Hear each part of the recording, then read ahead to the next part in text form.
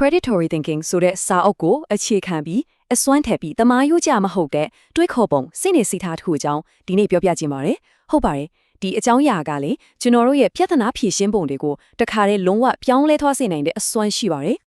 ကဲအခြေအနေတစ်ခုခုကိုကြုံလာရတိုင်းမှာတွေးခေါ်ပုံနှမျိုးပဲရှိတယ်လို့ဆိုပါတယ်တစ်ခုကိုသုံးနေမိပြီလားဟုတ်ကျွန်တော်တို့နေ့စဉ်ဘဝမှာကြုံတွေ့နေရတဲ့အရာအလုံးကိုချင်းကပ်တဲ့အခါမှာလေအခြေခံကြတဲ့တွေးခေါ်ပုံနှမျိုးပဲရှိပါတယ်ပထမတစ်ခုကသားကောင်လို့တွေးတာနောက်တစ်ခုကတော့သားရဲလို့တွေးတာပါပ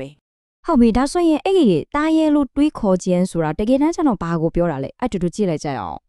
အတိပ္ပယ်ခွင့်ဆိုချက်အရာတော့ဒါဟာပန်းနိုင်တစ်ခုစီရောက်ဖို့အယိုးရှင်းဆုံးနဲ့အတိုးဆုံးလမ်းကိုရှာတာကိုအဓိကအာရုံစိုက်တဲ့စိတ်နဲ့စိတ်ထားတစ်မျိုးပေါ့ယူဆိုင်ချက်တွေကိုစင်ခေါ်တဲ့တမားယူကျစီးမြဲတွေကိုချိုးဖောက်လိရှိတယ်ဒါပေမဲ့ဒါကရန်လိုတိုက်ခိုက်ဖို့ပြောနေတာလုံးဝမဟုတ်ပါဘူးနော်အဓိကကဉာဏ်ပညာပိုင်းဆိုင်ရာမှာထိရောက်ဖို့မလိုအပ်တဲ့အရှုပ်အထွေးတွေကိုဖယ်ရှားပြီးပန်းတိုင်စီကိုတန်းတက်မတ်ထွားဖို့ကိုဆိုလိုတာပါဒီမှာခြားနာချက်ကိုရှင်းရှင်းလင်းလင်းမြင်နိုင်ပါတယ်တားကောက်လို့တွေးတဲ့အခါဖြစ်လာတဲ့အခြေအနေကိုလိုက်ပြီးတုံ့ပြန်ရုံပဲတားရဲလို့တွေးတဲ့အခါကျတော့အခြေအနေကိုကိုယ်တိုင်ဖန်တီးဖုံဖော်တယ်တစ်ဖက်ကရှေ့ပြီးသားစီးမြင်းတွေကိုလိုက်နာနေချိန်မှာနောက်တစ်ဖက်ကအဲ့စီးမြင်းတွေကိုပဲဘာလို့လဲဆိုပြီးမိကုန်းထုတ်တယ်စွန့်စားမှုကိုရှောင်တာနဲ့စွန့်စားမှုကိုစီမံခန့်ခွဲတာပြီးတော့တိုက်ရိုက်ဝင်ပြိုင်မဲ့အစားကစားပွဲတစ်ခုလုံးကိုပြောင်းလဲပစ်လိုက်တာမျိုးပေါ့တော်တော်လေးကြွားချသွားပြီနော်ကဲဒီအတွေ့အခေါ်ကိုတကယ်သဘောပေါက်နားလေဖို့အကောင်းဆုံးနည်းလမ်းကတော့လက်တွေ့ဇလားနိုင်နဲ့လေ့လာတာပါပဲစောက်ထဲဥပမာတချို့ကိုကြည့်ပြီးဒီလိုတွေးခေါ်ပုံကိုဘလို့အသုံးချတော့လဲဆိုတာကြည့်လိုက်ကြစို့ပထမဆုံးစိန်ခေါ်မှုကဒီလိုပါစိတ်ကူးထဲမှာမြင်အောင်ကြည့်လိုက်ဈေးကွက်တစ်ခုလုံးကစူညံပွတ်လောဆိုင်နေတယ်လူတိုင်းကကိုယ်ထက်ကျတဲ့အတန်နဲ့အပလိုင်းဆိုင်အောင်နေကြလ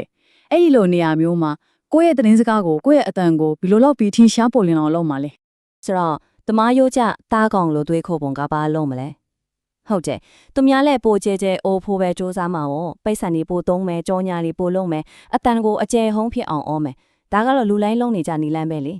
ေဒါပေမဲ့တားရဲလို့ဖြူရှင်နေကတော့လုံးဝကွဲထွက်တော်ပြီသူကပိုကျဲကျဲအော်ဖို့မကြိုးစားတော့ဘူးအဲ့ဒီအစာစကားဝိုင်းတစ်ခုလုံးကိုပြောင်းလဲပြလိုက်တယ်ဆိုလိုတာကစူညံလေးတဲ့နေရာမှာဝေမအော်တော့ပဲ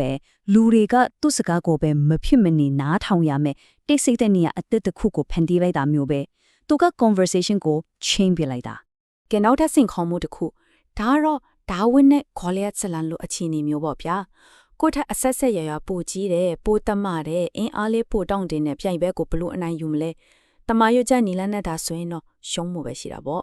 ဒီနေရာမှာစာအုပ်ထဲကအရန်ကောင်းတဲ့စကားတစ်ခုရှိတယ်တိုက်ပွဲကိုပြန်လည်ပုံဖော်ခြင်းရဲ့အကြောင်းပေါ့အဓိကကတော့ဒါပဲ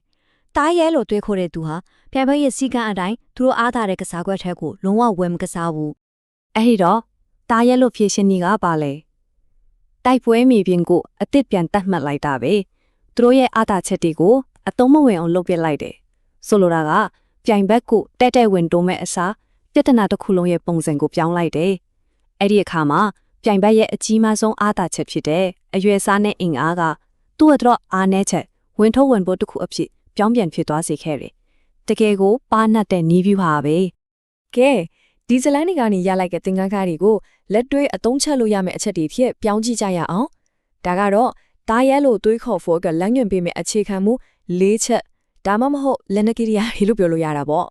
နံပါတ်1ပြဿနာကိုပြန်လည်ပုံဖော်ပါသူများပေးတဲ့ပုံစံတိုင်းပြဿနာကိုဖယ်တော့မှလက်မခံပါနဲ့နံပါတ်2အထိုဆုံးလမ်းကိုရှာပါတမယိုးကြမဟုတ်ရင်တောင်မှအယိုးရှင်းဆုံးနဲ့အထိုဆုံးဖြည့်ရှင်းနေကိုပဲရှာပါ